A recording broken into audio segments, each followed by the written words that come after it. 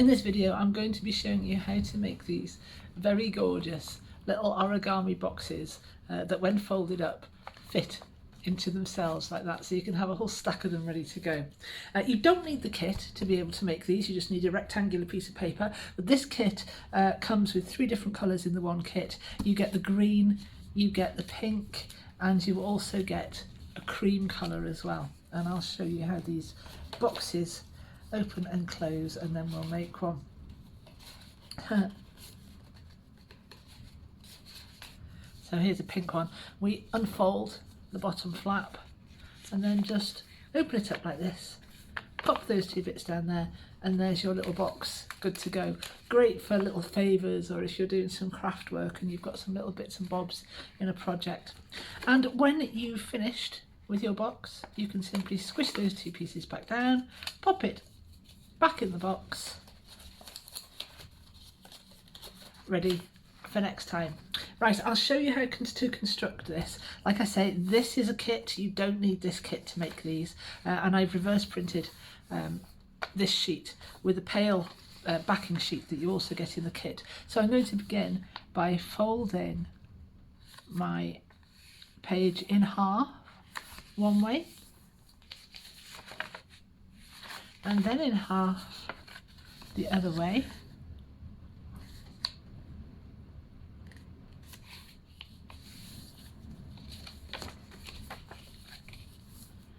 and then I'm going to fold these corners to meet the middle, as if you're making a paper aeroplane. That's your fold there, this is your open side, and you're also folding right sides together.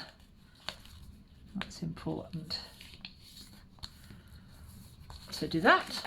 Fold these back the other way, just so that you're making a crease down here that is happy to fold both ways. And you want your creases to be nice and sharp.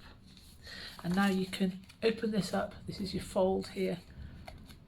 Open these sections up a little bit. Push this down. Bring these 2 folded diagonal pieces up to meet each other. Just repeat that on the other side. And this is called valley folding in origami. There we are. And once you've done that, again, it's like making a paper aeroplane. Fold these pieces into the middle. Turn it over and do the same on the other side.